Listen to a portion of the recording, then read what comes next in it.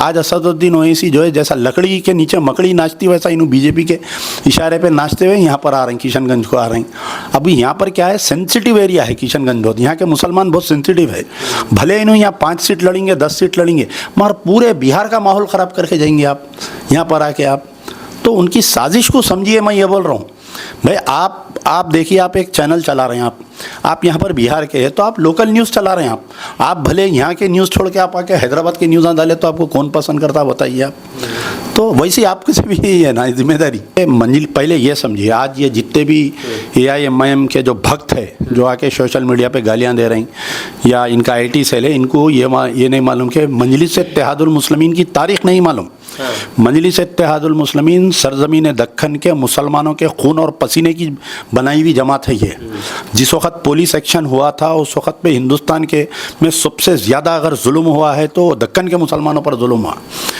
ये जब police action हुआ था जब हमारे कने, तो उस टाइम पे ये मजलिस इत्तेहादुल मुस्लिमीन फार्म पे आई सो पार्टी है ये। मेरे वालिद और असदुद्दीन ओवैसी के वालिद सुल्तान सलाहुद्दीन ओवैसी दोनों मजलिस इत्तेहादुल मुस्लिमीन एक साथ MLA बने ये लोग। और मेरे वालिद जो है जिस तरीके से यहाँ पर तस्लीमुद्दीन साहब फेमस है, वैसे मेरे वालिद हैदराबाद में काम किया और वैसा फेमस है। इनकी बदौलत, मेरे वालिद की बदौलत जो है मजलिस इत्तेहादुल मुस्लिमीन इतनी बड़ी जमात बनी वहाँ पर। और आपको कई लोगों को नहीं मालूम, ये भक्तों को, तो ये सुल्तान यानी असदुद्दीन ओवैसी के वालिद सुल्तान सलाहुद्दीन ओवैसी से पहले मेरे वालिद अलहाज मोहम्मद अमानुल्लाह खान साहब 12 महीने कारगुजार सदर थे जब अब्दुल वाहिद ओवैसी जेल में थे, इनके दादा असदुद्दीन ओवैसी के। तो जब जमात का नाम लेने के लिए लोग डरते थे तो वो टाइम पे पार्टी ऑफिस खोल के बैठते थे। कोई MIM का नाम लिया तो ले जाके पुलिस वाले अंदर डाल देते थे। तो ये जो है आजकल, फिर और एक चीज़ सुनिए, जो MIM में जो MP आया ना यहाँ पर, हैदराबाद पार्लियामेंट जो है वो पार्लियामेंट ऐसी थी कि मेजॉरिटी एरिया था और माइनॉरिटी के वोट कम थे वहाँ पर। तो 1997 में मेरे वालिद MLA बनने के बाद में अक्सर ये होता था कि हैदराबाद पार्लियामेंट में मजलिस इत्तेहादुल मुस्लिमीन कांग्रेस के कैंडिडेट की तायीद कर देते थे। हमारे वालिद जीत करके 1978 में पहली मरतबा पार्लियामेंट इलेक्शन हैदराबाद से लड़े और सिर्फ 12,000 वोटों से हारे। फिर 5 साल में जो है कई बस्तियाँ बसाए गए, मुस्लिम बस्तियाँ, यानी बाबा नगर बसा, गुलशन इकबाल कॉलोनी, गाजी मिल्लत कॉलोनी, हाशमाबाद, बंदलागुड़ा, तालाब कट्टा, अमान नगर है, अमान नगर भी। तो इससे ये हुआ कि जो चंद्रायन गुट्टा असेंबली कॉन्स्टिट्यूंसी अक़लियती कम थे वहाँ पर अक्सरियत हो गई, मुस्लिम मेजॉरिटी हो गया और उसकी वजह से हैदराबाद पार्लियामेंट भी मुस्लिम मेजॉरिटी हो गई। तो अचानक से इनके वालिद सलाहुद्दीन ओवैसी ये बोले कि मैं लड़ता हूँ इलेक्शन बोल के। तो क्योंकि जमात के सदर थे, खान साहब बहुत इज्जत करते थे उनके वालिद की, इसलिए बोले कि ठीक है आप लड़िए, मैं काम करता हूँ। तो फर्स्ट टाइम मजलिस इत्तेहादुल मुस्लिमीन में MP जब आया, वो भी अमानुल्लाह खान की देन है। वो आज जिसको कंटिन्यू करते आ रहे हैं, आप MP बनते आ रहे हैं। तो ये तकरीबन लोगों को मजलिस इत्तेहादुल मुस्लिमीन की तारीख़ नहीं मालूम। कैसे कैसे लोग साइकिलों पे फिर के गाँव जाकर जो है मजलिस का काम किए। पहले ज़माने में मजलिस इत्तेहादुल मुस्लिमीन में ITI नहीं था, ITI एक जने लाए। दक्कन मेडिकल कॉलेज आज ये जो बड़े बड़े तकरीरें कर रहे हैं, ये किसकी देन है? ये कोई असदुद्दीन या अकबरुद्दीन की देन नहीं है, बल्कि मजलिस इत्तेहादुल मुस्लिमीन में एक MLA हुआ करते थे जिनका नाम था डॉक्टर विजारत रसूल खान। उनके ऑलरेडी कॉलेजेस थे, एक एजुकेशनिस्ट थे। तो उनका ये जहन था कि क्यों ना हम जो है एक मेडिकल कॉलेज डालें। तो आपको मालूम होना चाहिए कि हमारे जब इंदिरा गांधी प्राइम मिनिस्टर थी तो NT रामाराव हमारे कने CM थे, उनकी गवर्नमेंट को तोड़ा गया था। तोड़ के नादेंडला भास्कर राव को CM बनाया गया था इंदिरा गांधी के प्रेशर में। तो नादेंडला भास्कर राव को सपोर्ट होने का था मजलिस इत्तेहादुल मुस्लिमीन के 6 MLAs की।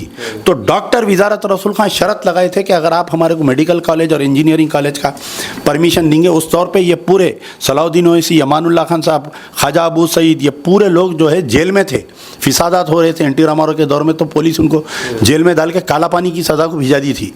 एक ही MLA विजारत रसूल खान बाहर थे जब सपोर्ट की बात आई मजलिस की, तो उन्होंने शर्त लगा दी है कि अगर आप हमारे को मेडिकल कॉलेज और इंजीनियरिंग कॉलेज देंगे तो जो मेडिकल कॉलेज का जो परमिशन आया वो डॉक्टर विजारत रसूल खान के एमएलए के लेटर हेड पे एप्लीकेशन पे साइन करा उस वक्त का चीफ मिनिस्टर, बाद में उनको पार्टी से निकाल के फेंक दिए, अमानुल्लाह खान को पार्टी से निकाल के फेंक दिए।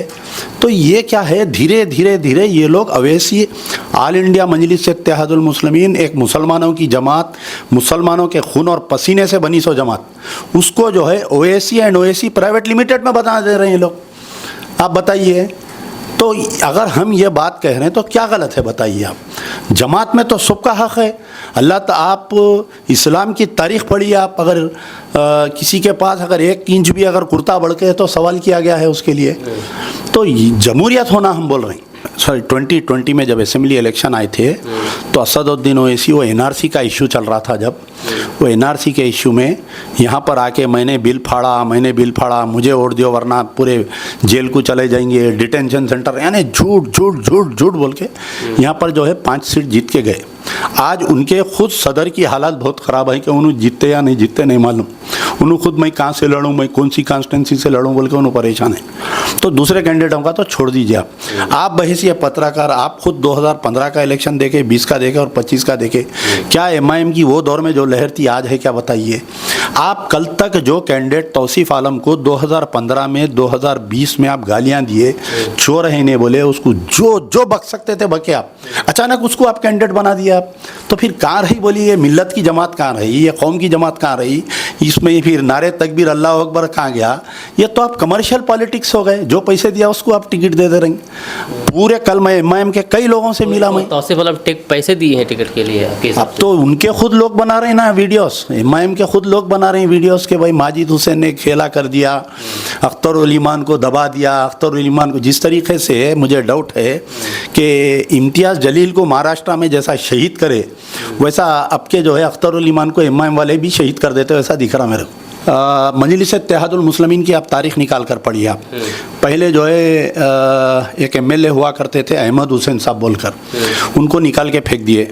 फिर बाद में एक एमएलए आए थे, उनका कुछ नाम याद नहीं आ रहा। फिर हमारे वालिद एमएलए थे 28 साल बाद में, उनको निकाल के फेंक दिए। इब्राहिम बिन अब्दुल्ला मस्कती, उनको निकाल के फेंक दिए। बाखर आगा एक एमएलए थे, उनको निकाल के फेंक दिए। यानी 10 साल 15 साल में निकाल के फेंक देते ये लोग, नहीं रखते आदमी को ज़्यादा देर लंबा। तो इम्तियाज़ जलील को हराए प्लानिंग करके वहाँ से। सियासी एलिगेशन लगाना तो कुछ सबूत रहता, कुछ जो सियासी लोग होते ना वो आदमी की बॉडी लैंग्वेज देखकर समझ जा सकते हैं। क्यों आपको अख्तर उल ईमान पे भरोसा नहीं है कि आप लाके माजिद हुसैन को यहाँ पर बिठा रहे हैं, सब बताइए। हर बात जो है माजिद हुसैन कर रहे हैं, अख्तर उल ईमान क्यों नहीं कर रहे हैं यहाँ पर बताइए। तो आप खुद पत्रकार है, आप देखिए यहाँ पर क्या होने वाला है इलेक्शन। तो 2020 में थे, अब तो मैं समझता हूँ कि कोई कैंडिडेट की ज़मानत भी बचना मुश्किल है यहाँ पर। आजकल के हालात ऐसे है क्योंकि महाराष्ट्र में आप देखें ना, इन लोग 17 सीट लड़ाए, कोई भी कैंडिडेट इनका एक इम्तियाज़ जलील को छोड़ के औरंगाबाद ईस्ट या औरंगाबाद वेस्ट में इनकी ज़मानत बची। बाकी के पूरे 17 कैंडिडेट्स की। वारिस पठान कितने वोट लिए बताइए, भिवंडी से लड़ के 6000 वोट। और आपके मुंबई कुर्ला कहीं से एक कैंडिडेट उनका 3000 vote. High profile campaign, Akbaruddin Owaisi 6 meeting लिए वारिस पठान के एरिया में जाके। अकबरुद्दीन ओवैसी जाके यहाँ पर 10-10 हज़ार 50-50 लाख का एक जलसा करे वहाँ पर जाके, वो कैंडिडेट ज़मानत नहीं बची बोलो तो अब आप समझ जाओ कि महाराष्ट्र के मुसलमानों को अक्ल आ गई, अब बिहार के मुसलमानों को भी अक्ल आ गई कि ये लोग कहीं ना कहीं बीजेपी की बी टीम सी टीम है, ये हमको इनको वोट नहीं देना है बोल के। यहाँ पर भी वैसी इंडिया में 2 जने ऐसे हैं, अगर आप मोदी के ख़िलाफ़ में बोलेंगे तो you are a non Hindu, वहाँ पर हिंदू वो हो जाते आप और देशद्रोही हो जाते आप अगर मोदी के ख़िलाफ़ में बोले तो। मोदी के करप्शन के ऊपर या मोदी से आप सवाल करें तो आप देशद्रोही हो जाते। अगर वैसे ही आप असदुद्दीन ओवैसी के या अकबरुद्दीन ओवैसी के ख़िलाफ़ में बोले तो आप जो है काफिर हो जाते आप। अब आप मेरा इंटरव्यू ले रहे हैं, कल से आप भी काफिर हो जाते, आपको भी गालियाँ शुरू हो जाते। तो ये जो है एक ज़बरदस्ती आपके ऊपर एक वो कर रही है, यानी सोशल मीडिया को आप कैप्चर करके जो बीजेपी का आईटी सेल है, ये एक पूरी पब्लिसिटी है। आप देखिए 2015 में मास्टर मुजाहिद आलम की जब हम कैंपेनिंग कर रहे थे, डॉक्टर जावेद आज़ाद की हम कैंपेनिंग कर रहे थे, तो मैं जब भी सोशल मीडिया खोल के देखता था तो 500 गालियाँ रहते थे एक एक स्पीच के नीचे।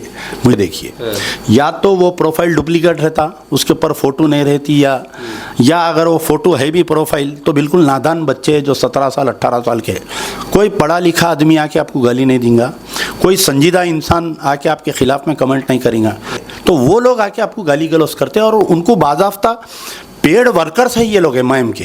ये एक आईटी सेल है ये एमआईएम का, बीजेपी का, जिनको 10-10 हज़ार 5-5 हज़ार दे के एक नौजवान बच्चों को इंगेज करके ये गाली गलौज की मुहिम चला रहे हैं वो लोग। उससे कुछ होने वाला नहीं। सोशल मीडिया आया, हम जब 1992 में जब बाबरी मस्जिद की शहादत में आप एक सवाल करे थे, मैं उसका जवाब देना भूल गया था कि एमबीटी कैसा बनी बोलकर। तो बाबरी मस्जिद का मूवमेंट चल रहा था, जब बाबरी मस्जिद जो है उत्तर प्रदेश में थी, वहाँ पर बाबरी मस्जिद राबेदा कमेटी बोल के कमेटी चल रही थी, शाहबुद्दीन साहब वगैरह चला रहे थे। तो जब PV Narasimha Rao prime minister बने, बाबरी मस्जिद राबेदा कमेटी में दरार डालते हुए एक नई कमेटी बनाया, ऑल इंडिया बाबरी मस्जिद एक्शन कमेटी, जिसका ताल्लुक़ हैदराबाद से सुल्तान सलाउद्दीन ओवैसी जो असदुद्दीन ओवैसी के वालिद है, उनको लाके ऑल इंडिया बाबरी मस्जिद एक्शन कमेटी का सदर बनाए। तो हमारे वालिद उनसे पूछे कि सालार ये मसला जो है उत्तर प्रदेश का है, अपन हैदराबाद वाले हैं, उनकी सपोर्ट करना चाहिए। वो कानूनी तौर पे लड़ रहे हैं, वो रोड पे लड़ रहे हैं, वो हर चीज़ से लड़ रहे हैं। लेकिन जब से ऑल इंडिया बाबरी मस्जिद एक्शन कमेटी बनी, विश्व हिंदू परिषद, बजरंग दल पूरे एक्टिव हुए। और आप उस वक्त के जो दूरदर्शन के और जो आज तक और एबीपी 2 चैनल हुआ करते थे, उनकी पूरी वीडियोस निकाल के देखिए। एक तरफ पे विश्व हिंदू परिषद और बजरंग दल वाले ये बोल रहे थे कि आने वाले 6 दिसंबर को हम बाबरी मस्जिद को शहीद कर देंगे, और दूसरी तरफ मुस्लिम क़यादत जो सुल्तान सलाउद्दीन ओवैसी की थी, उन्होंने ये बोल रहे थे कि मैं पीवी नरसिम्हा राव से तयक़ुन ले लिया हूँ, मुसलमान एहतजाज मत करिए, बाबरी मस्जिद को कुछ होने वाला नहीं है। दिन भर बाबरी मस्जिद टूटती रही, शाम में मीडिया में यही ऑल इंडिया बाबरी मस्जिद एक्शन कमेटी के लीडर्स आए, पूरे पीवी नरसिम्हा राव के प्राइम मिनिस्टर ऑफिस के बाहर ठहर के स्टेटमेंट दिए कि हमने तयक़ुन ले लिया है, उसी मुकाम पर दोबारा मस्जिद बन जाएंगी, आप जो है इसका मत करिए। तो आज असदुद्दीन ओवैसी बाबरी मस्जिद के फैसले के ऊपर बोल रही कि मेरे साथ नाइंसाफ़ी हुई। कैसा नाइंसाफ़ी हुई? आपके वालिद की सदारत में मस्जिद टूटी। मस्जिद शहीद होने के तकरीबन 10 या 12 रोज़ में दक्कन मेडिकल कॉलेज का एफिलिएशन मिला। सुल्तान सलाउद्दीन ओवैसी साहब अपने स्पीचेस में ये बोला करते थे हमेशा कि हम जो है हवाओं में बोझ सुनकर कहते हैं कि बारिश होने वाली है, हमारे मुखालिफिन मोटी मोटी बूंदों में भीग कर कहते हैं बारिश होनी। तो आपकी ये हवाओं में बोझ सूंघने की जो सलाहियत कहाँ पर गई थी, क्या आपको नहीं मालूम था? विश्व प्राइम मिनिस्टर के घर में मीटिंग हो रही, एक तरफ all India Muslim personal all India Babri मस्जिद एक्शन कमेटी के लोग और एक तरफ विश्व हिंदू परिषद के लोग मीटिंग कर रहे थे। उस वक्त के तो फोटोज़ देखे होंगे ना आप।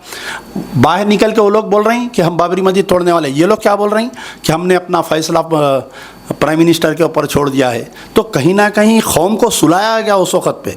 अगर ये मुस्लिम लीडर अगर बोल देते कि नहीं बाबरी मस्जिद फलाने दिन टूटने वाली है, बोल तो मुसलमान भी रोड पे आ जाते थे, बचाते थे निकल के। जब बाबरी मस्जिद का मूवमेंट चल रहा था, मेरे वालिद जब इस चीज़ों से इख्तलाफ कर रहे थे तो इनको निकाला गया पार्टी से, खान साहब को 6 साल के लिए मुअत्तल किया गया। मेरे वालिद पूछे कि भाई बाबरी मस्जिद शहीद हुए सो 10-15 दिन में अभी बच्चों को जो फायरिंग होके हैदराबाद में बच्चे शहीद हुए थे, अभी उनको चहलुम नहीं हुआ। सालार मिल्लत जुलूस की शक्ल में हैदराबाद आए थे वो मेडिकल काउंसिल का लेकर। तो ऐसे हालात में मजलिस बचाओ तहरीक का हुआ। मैं एक बात आपको बोलता हूँ, आज हिंदुस्तान में असदुद्दीन ओवैसी जो है वफ़ के चैंपियन बन के फिर रही। आपके सीमांचल में 6 जलसे करे, 50-50 लाख का एक जलसा था यहाँ पर, जो all India Muslim personal law board को ला के यहाँ पर वफ़ का जलसा करे। जब यूनाइटेड आंध्र प्रदेश था हमारे कने, असदुद्दीन ओवैसी 1994 में पहली बार MLA बने। इन्हों वक्फ बोर्ड के मेंबर है एज MLA, फिर इन्हों MP बने तो वक्फ बोर्ड के मेंबर है, इनकी पार्टी का MLA मेंबर है, इनकी पार्टी का MLC मेंबर है। मुतवल्ली के जो कोठे में जीतता उन्हें इनकी पार्टी का, वकील जो आता वो इनका नुमाइंदा, चेयरमैन जो रूलिंग पार्टी का आता वो भी इनका नुमाइंदा। 1994 से एक शख्स वक्फ बोर्ड का मेंबर है, आज की तारीख तक 2025 तक भी उन्हें वक्फ बोर्ड के मेंबर है। जब आंध्रा और तेलंगाना अलग हुआ तो तेलंगाना को 73,000 एकर्स ऑफ वक्फ लैंड हमारे को मिली। परसों KCR के जाने के बाद पहले सर्वे कराए तो हमारे पास सिर्फ 38,000 एकड़ वक्फ लैंड है। बाकी की वक्फ लैंड कहाँ गई? तू इधर उधर की बात ना कर, ये बता कि काफिला क्यों लुटा। कैसे लूटा। रहजोनों से कोई सवाल नहीं, बल्कि सवाल तेरी रहबरी का था।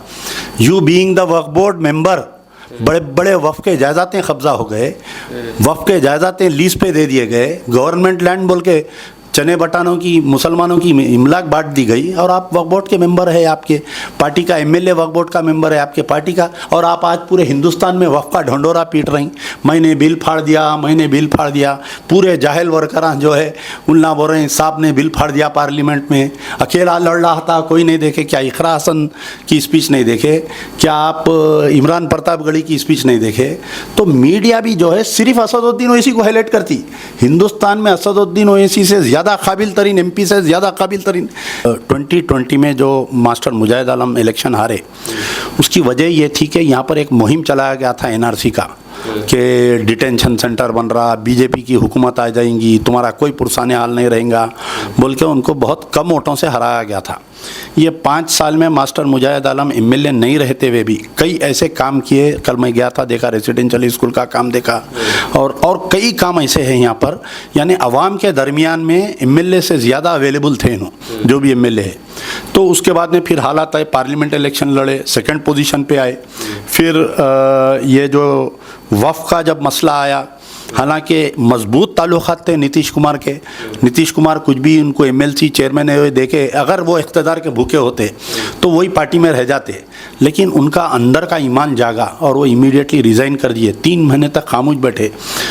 फिर कई लोग आके प्रेशर करे कि ये पार्टी में आओ, कोई लोग बोले हो ज़मीर के आवाज़ पे, क्योंकि आने वाले दिनों में बहुत बड़ा खेला होने वाला है, और आरजेडी को अगर आप पावर में नहीं लाएंगे, आने वाले पार्लियामेंट इलेक्शन में अगर मोदी को हटाना है, बीजेपी मुक्त भारत अगर आने वाले पार्लियामेंट इलेक्शन में करना है, तो आपको जो है बिहार में भी बीजेपी का सफाया करना ज़रूरी है।